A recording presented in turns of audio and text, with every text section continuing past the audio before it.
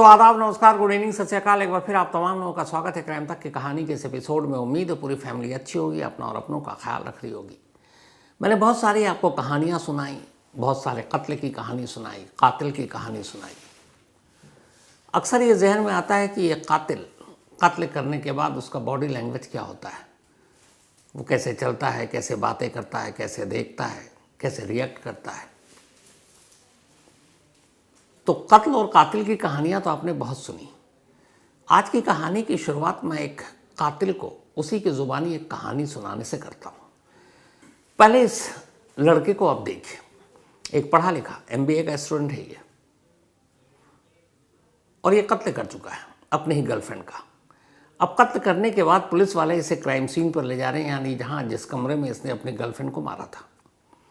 उस crime scene पर पहुंचने के बाद मीडिया के लोग इसके इर्द गिर्द, उनमें एक हमारे रिपोर्टर भी धर्मेंद्र, इंदौर से, बहुत ही होनहार, तब उससे बातचीत करने की कोशिश की। मतलब आप उसका बॉडी लैंग्वेज सिर्फ देखिए, उसके चेहरे का हाव भाव देखिए और क्या बोल रहा है वो सुनिए। तो शुरुआत खुद कातिल की जुबानी इस कत्ल की कहानी से। क्या हुआ था? क्यों मारा? तो लवर थी ना, फिर क्यों मारा?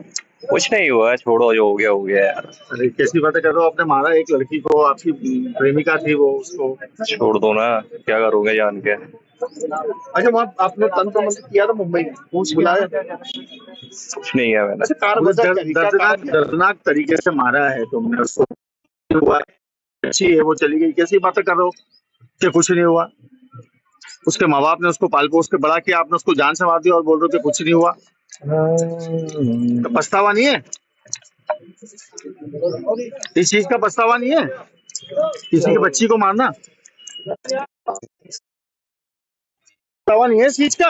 इसकी बच्ची को मारा है इतनी हैवानियत के साथ। बेटा बेटा बेटा बेटा क्यों मारा? कारण तो बता दो, मारा क्यों है? कारण तो बता दे। अच्छे को सबको कारण बताऊंगा, अच्छे से। क्या बताएगा? बताऊंगा, टाइम आएगा। अरे तो आपने देखा, अगर ये हटा दूं लाइनें कि ये कातिल है, बस कुछ दिन पहले इसने कत्ल किया है, और इस तरीके से बोल रहा तो कोई यकीन भी नहीं करेगा। अच्छा खासा पढ़ा लिखा, पुलिस की कस्टडी में है, चारों तरफ कैमरा, माइक, रिपोर्टर, हथकड़ियाँ भी हैं, लेकिन क्या मजाल जो चेहरे पे कोई शिकन हो, बल्कि अभी भी अकड़ कर बात कर रहा है। तो ये तो आपने उसकी ज़ुबानी सुन ली। अब बहुत सारी ऐसी कहानियाँ भी मैंने आपको सुनाई जिसमें क्राइम सीन भी आपको दिखाया कि इस जगह पर ऐसी कोई वारदात हुई, कोई कत्ल हुआ या कुछ भी। लेकिन क्राइम सीन पर जब पुलिस पहुंचती है तो अमूमन रेकी के लिए, रेकी बोल रहा हूँ, उसके रिक्रिएशन के लिए अपने साथ कई बार अक्यूज को ले जाती है, आरोपी को, कातिल को, रेपिस्ट को। तो क्राइम सीन तो आपने बहुत देखा, हमने दिखाया, लेकिन क्राइम सीन पर खुद कातिल की मौजूदगी, ये तस्वीरें बहुत कम देखने को मिलती है। तो अब दूसरी तस्वीर उसी कातिल की जिसे आपने थोड़ी देर पहले बोलते हुए देखा, उसी कमरे में है, और साथ में पुलिस वाले भी हैं, और वो बता रहा है कि इस कमरे में कब कब कैसे कैसे उसने क्या कुछ किया। ये दूसरी तस्वीर है, और इसमें बीच बीच में उसकी आवाज़ भी आएगी। ये वही घर है इंदौर के द्वारकापुर क्षेत्र का, जहाँ पर जो MBA की छात्रा जिसकी हत्या की गई थी, ये वही रूम है। और आज पुलिस की टीम जो है द्वारकापुर थाने की, वो आरोपी को लेके यहाँ पर आई है इस जगह पर। जो है इस रूम में जो रिव्यू किया जा रहा है घटनाक्रम जो हुआ था उसको लेके, और उसी तरह जो है पुलिस आरोपी को लेकर यहाँ के आई है। रूम के अंदर उसको ले जाकर पूरे घटनाक्रम के बारे में जो जानकारी मिलती है वो ली जा रही है। और रूम में से ये जो कमरा नंबर 6 है इस खोली का, इसमें जो है बदबू अभी भी आ रही है, और पुलिस इन्वेस्टिगेशन कर रही है। आरोपी से सब चीजों की शिनाख्त की जा रही है, और आरोपी जो है वो इन सब चीजों को बता रहा है, पुलिस को बता रहा है कहाँ पूरा घटनाक्रम, कहाँ कैसे कब क्या हुआ था। पुलिस पूछताछ कर रही है, यहाँ लेके आई है कि वो चाकू आखिर में कहाँ पटका, कहाँ फेंका था। और आरोपी से बहुत सारी ऐसी चीजें हैं जिसके बारे में जो है पुलिस जानने की कोशिश कर रही है कि कहाँ पे कौन सी चीज आपने छोड़ी है। तो यह तस्वीर भी आपने देख ली। अब इस लड़के की कहानी आपको सुनाता हूँ। इसका नाम है पीयूष, पूरा नाम है पीयूष धमनोदिया। पीयूष धमनोदिया इंदौर में रहकर एमबीए की पढ़ाई कर रहा था। इसने किराए पर एक घर ले रखा था और जहाँ ये पढ़ाई कर रहा था वहीं एक और लड़की पढ़ा करती थी। दोनों क्लासमेट और दोनों में प्यार हो गया। दोनों एक दूसरे से प्यार करते थे और दोनों के इस प्यार की बात दोनों के घर वालों को मालूम। लड़की के घर वाले इस रिश्ते के लिए भी तैयार, क्योंकि पीयूष ठीक ठाक घराने का लड़का, कोई ऐब नहीं, और घर वालों ने रिश्ता मंजूर कर लिया। लेकिन दिक्कत यह थी कि लड़के यानी पीयूष के फादर इस रिश्ते के लिए तैयार नहीं थे। बट ये था आगे कभी हो सकता है कि वो राजी हो जाए, शादी हो जाए, ये बात की बात थी। पर कहानी शुरू होती है 10 फरवरी को। 10 फरवरी को ये लड़की जो एमबीए की स्टूडेंट है और पीयूष की गर्लफ्रेंड है, वो अपने फादर के साथ अपने आधार कार्ड में कुछ करेक्शन कराने के लिए कलेक्ट्रेट ऑफिस जाती है। पिता उसको ऑफिस के बाहर छोड़ते हैं और अपने शॉप पर लौट जाते हैं। शाम हो जाती है, वो लड़की घर नहीं लौटती। पिता पूछते हैं अपनी छोटी बेटी से। अब इन सभी को, घर वालों को पता है कि वो पीयूष के साथ दोनों एक दूसरे से प्यार करते हैं। बहन का फ़ोन नहीं उठता तो छोटी बहन पीयूष को फ़ोन करती है, कुछ बात होती है। इसके बाद तक भी ठीक है, लेकिन रात 10 साढ़े 10 के आसपास एक मैसेज उसी के सिस्टर के मोबाइल से छोटी बहन के पास जाता है कि मैं आज घर नहीं लौटूंगी। घर वाले परेशान, अब ढूंढते हैं, लड़की मिलती नहीं। फिर उन्हें लगता है दोनों साथ होंगे। सुबह हो जाती है, 11 फरवरी की तारीख, लड़की घर नहीं लौटी। तब पिता पुलिस स्टेशन में जाकर कंप्लेंट कर देते हैं। अब पुलिस शिकायत दर्ज करती है। उसके बाद लड़की को ढूंढ रही है, लड़की मिलती नहीं है। 10 फरवरी से गुम ये लड़की 11 फरवरी को नहीं मिली, 12 को भी नहीं मिली। अब 13 फरवरी की तारीख आ गई। 13 फरवरी को इसी इंदौर के एक मोहल्ले के घर से अचानक पड़ोसियों ने बदबू महसूस की।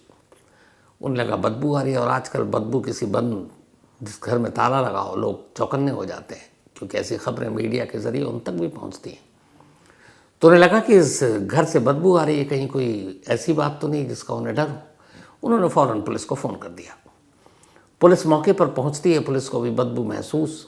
इसके बाद ताला तोड़ा जाता है। चश्मदीदों की मौजूदगी में घर के अंदर जैसे ही पुलिस दाखिल होती है, पुलिस वाले खुद दंग रह जाते हैं। अंदर एक पलंग पर एक लड़की की लाश थी जिसके जिस्म पर कोई कपड़ा नहीं। सीने पर चोट के निशान थे। पास में एक मुड़ा हुआ चाकू या खंजर कहें वो पड़ा हुआ था।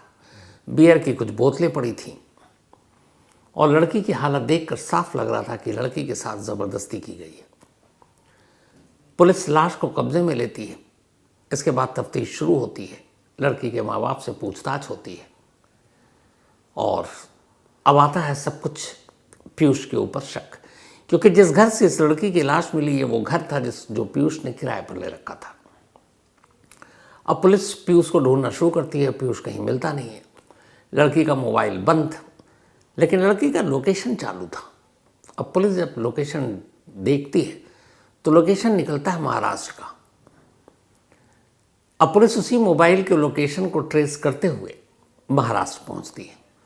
वहाँ ठाणे के आसपास उस लोकेशन की मदद से और मुंबई पुलिस की मदद से पीयूष पुलिस के शिकंजे में आ जाता है।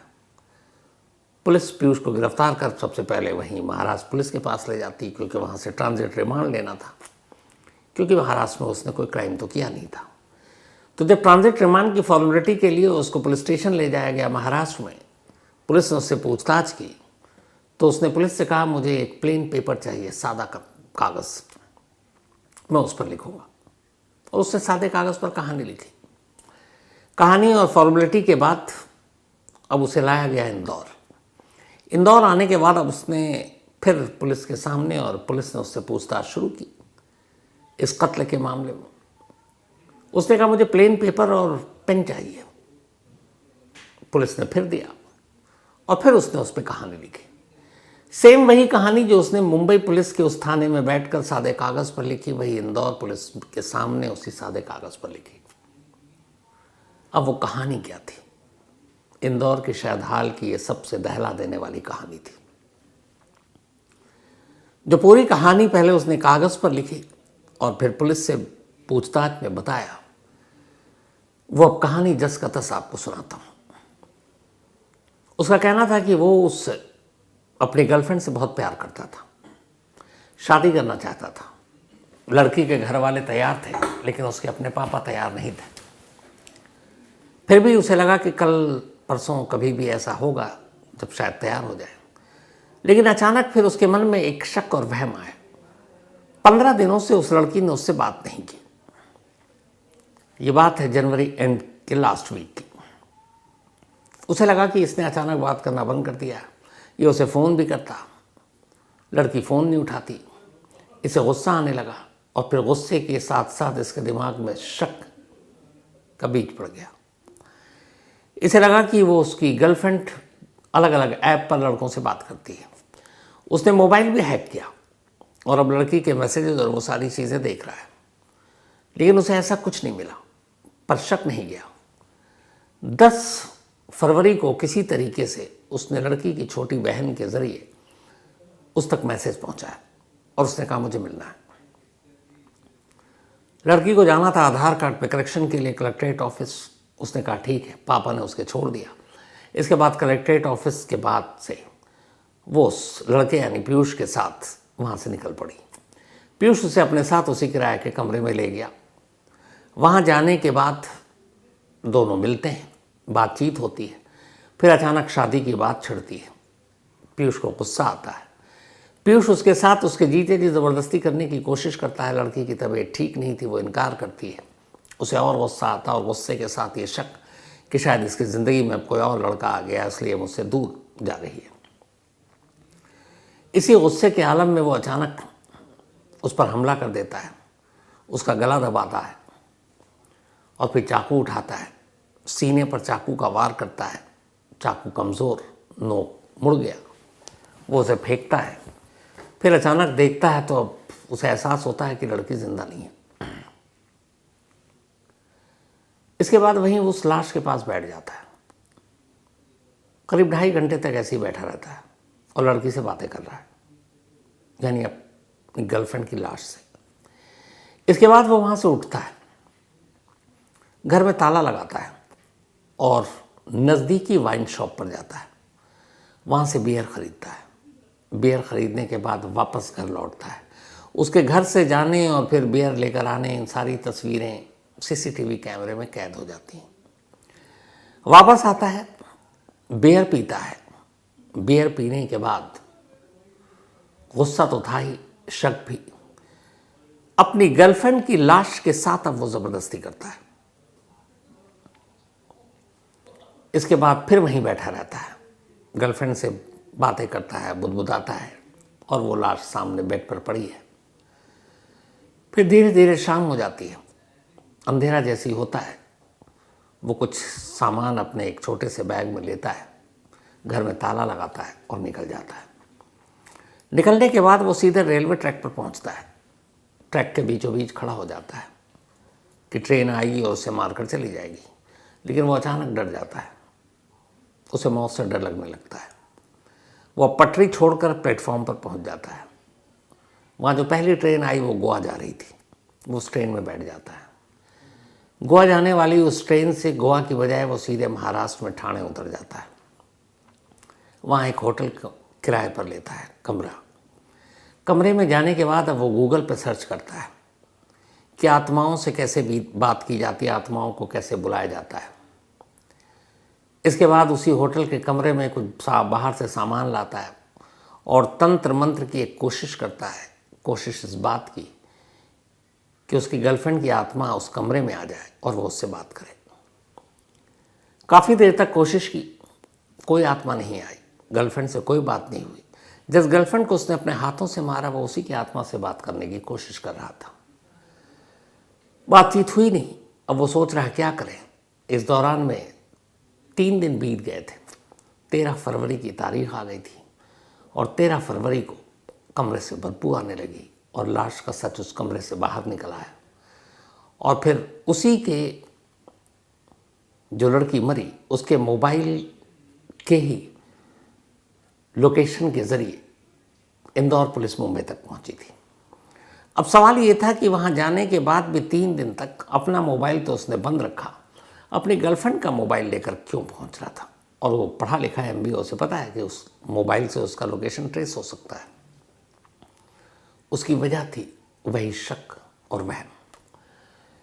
उसने अपनी गर्लफ्रेंड के मोबाइल को हैक कर रखा था ताकि मैसेजेस और कॉल डिटेल सब पता चल सके।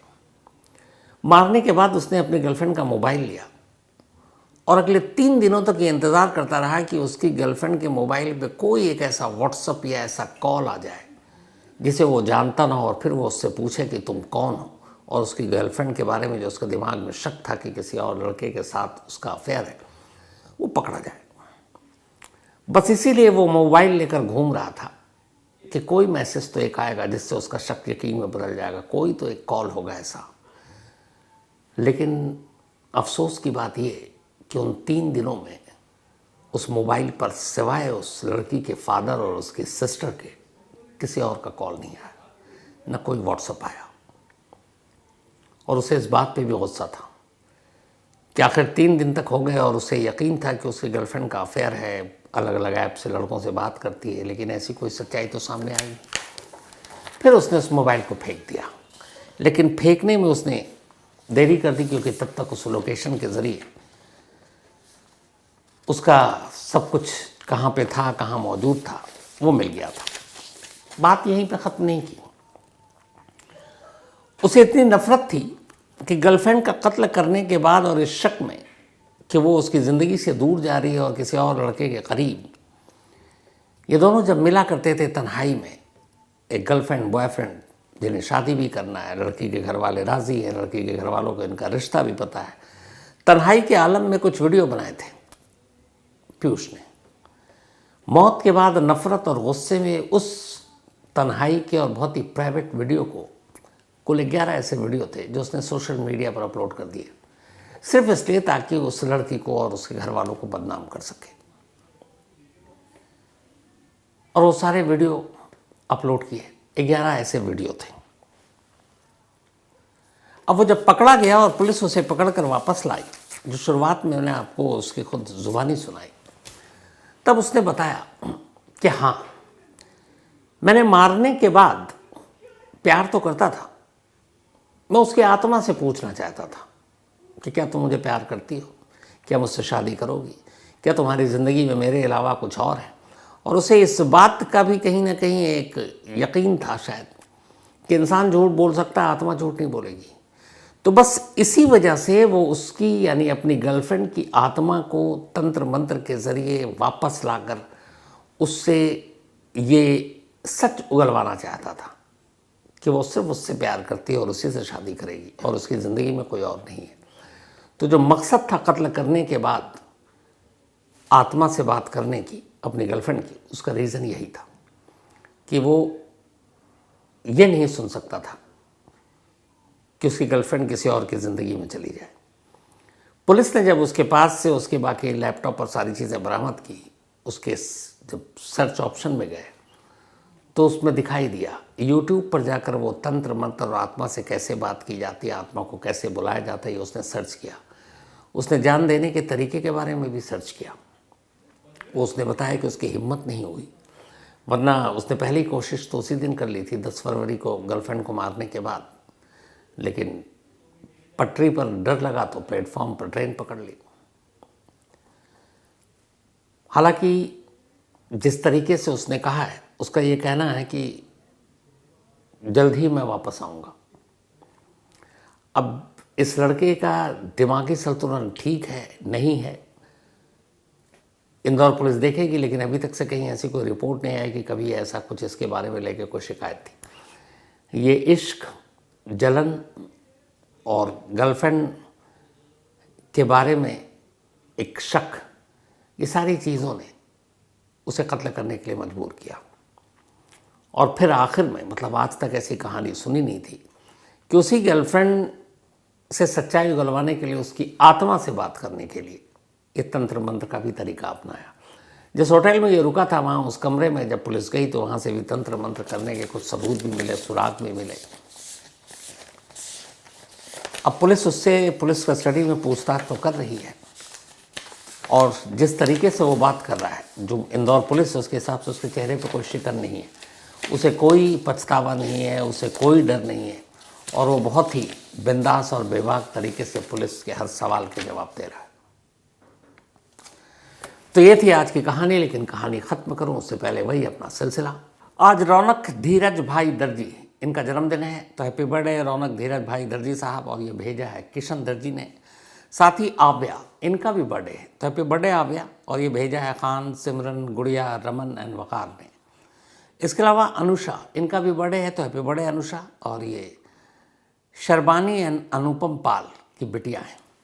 साथ ही गोविंद सिंह, इनका भी आज बर्थडे है, तो हैप्पी बर्थडे गोविंद साहब। और ये भेजा है अनुपम ने। इसके अलावा कुमार संजय, इनका भी आज बर्थडे है, तो हैप्पी बर्थडे कुमार संजय। और ये भेजा है अनिरुद्ध ने। साथ ही वकार हुसैन, इनका भी बर्थडे है, तो हैप्पी बर्थडे वकार। और ये भेजा है रुबानी ने। और इससे पहले की कहानी का ये सिलसिला ख़त्म करूं, मंडे था नहीं मैं यहाँ, और उसकी वजह ये थी कि सैटरडे और संडे लखनऊ में साहित्य आज तक का मेला सजा हुआ था, और एक सेशन था क्राइम कहानी पर। हालांकि लाइव कहानी सुनाने से अच्छा मुझे लगा कि अपनी क्राइम तक फैमिली मेम्बर से बातें करूं। एंड थैंक यू, बहुत सारे हमारे क्राइम तक फैमिली मेम्बर वहाँ पहुँचे, उनसे बातचीत की, मुलाकात हुई। और आप तमाम लोगों के प्यार के लिए शुक्रिया, एक एक इंडिविजुअल के लिए दिल से शुक्रिया। आप लोगों का प्यार है जो बस यहाँ तक खींच लाता है मुझे। तो बहुत अच्छा लगा 2 दिन ये लखनऊ में, और ख़ास तौर पर अपनी क्राइम तक फैमिली से मुलाकात करने के बाद। तो दुआ यही, आप सभी अच्छे रहें, खुश रहें। और इसके साथ ही कहानी में आज इतना ही। अब आपसे मुलाकात होगी कल रात 9 बजे किसी नई कहानी के साथ। तब तक अपना और अपनों का ख्याल रखिएगा। Thank you very much.